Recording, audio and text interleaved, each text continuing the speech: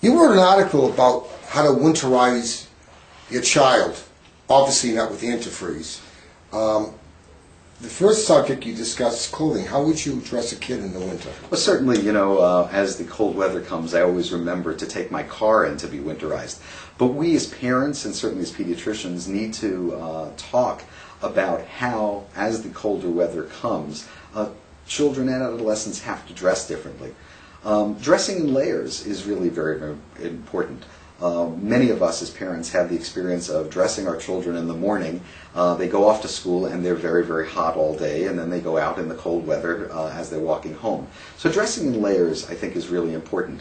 Making sure that the clothes that they wear are appropriate, whether it's going to be snow or icy today, is important to keep them warm. And when they do get into a warm place, making sure that they know to take off their coat, take off their hats, take off their scarves, because many of our children will spend the entire day wearing the clothes that they put on in the morning. Play in winter, they have snowballs and stuff. Is there any danger with these things? Certainly there's danger in the wintertime. I'm always worried about the children who are having so much fun in the snow that they slip on the ice and they break or sprain their arms or their legs. But I'm also worried that as children find wintertime more and more of a fun time, that they slip and can get hit by cars. Certainly this is the time of year when kids don't get to ride their bicycles, so they will go ice skating, for example. Not necessarily with ice skates on their feet, but will go in places that can lead to dangerous injuries. Can you get frostbite in the city? Certainly, as it gets colder and colder, kids need to know something about frostbite. Your ears, your fingers, they need to be covered. When the wind is howling, it might be fun to be out for the first minute or two, but as you spend more and more time outside, the exposed areas of your body, as it gets colder and colder, can develop frostbite, and that is an emergency. Every once in a while you hear about in the news a family was found dead in the morning. What's that all about? This is also a good time to make sure that the smoke detector and, most importantly, the carbon monoxide detectors in your home are working appropriately. And certainly, if you don't have a carbon monoxide detector in your home, this is a time to go out and buy it. Carbon monoxide is an odorless and colorless gas that during the winter, since all the windows in your house are closed to keep out the cold air, can build up in your house, and people can die from carbon monoxide inhalation. What's a good way of preventing my kid getting the flu? Well, I'm a big advocate of flu shots for those patients who are worried, or those parents who are worried that their children will get the flu. It is important to talk to your pediatrician about the flu vaccine. But that isn't 100%. It doesn't necessarily keep you from getting the flu.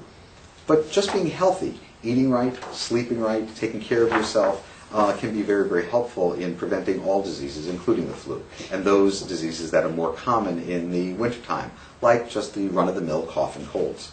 There are 2 flu vaccines available, one for kids from about 6 months up to about the age of 3.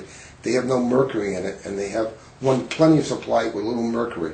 First of all, if the doctor doesn't have the mercury-free one, is mercury really a danger if you had to use the other one? In my opinion, there's no scientific evidence to support the removal of all mercury from every single vaccine. I know it has been done, and certainly many parents request vaccines that have no mercury.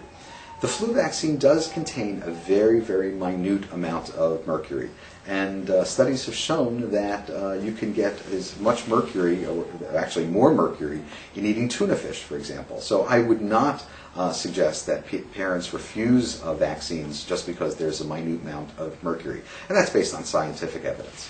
Well, the big study in 1992, Denmark took mercury out of all its vaccines, so you figure the autistic rate, which we were concerned about a little bit, should have gone down. It did the opposite. So that's a pretty good indicator. Absolutely. I don't believe that there is any association, and neither does the American Academy of Pediatrics believe that there's any association between mercury poisoning and autism. What do you do with the kids, in the middle of winter? They haven't been out for a while. that drive you crazy. What could you do about cabin fever? One of the problems in the winter is that we all spend more and more time indoors. Cabin fever is a very, very common condition, especially for young children. For older adolescents, many of them are very happy to sit behind their computers and surf the internet and spend more and more time in front of the television. Doing family activities that might be indoors is certainly appropriate. And this could be a very, very good bonding time for families to go to places like museums, go to places that can afford a different kind of stimulus. It's difficult to be outside. We all know that. But that doesn't mean you can't do some things outside, whether as long as you're dressed appropriately for the elements. But making sure that younger children stay stimulated inside, whether it's new games, new toys, and not just sticking them in front of the television until the spring thaw comes, can really help all of us adults and parents get through the winter months. Thank you.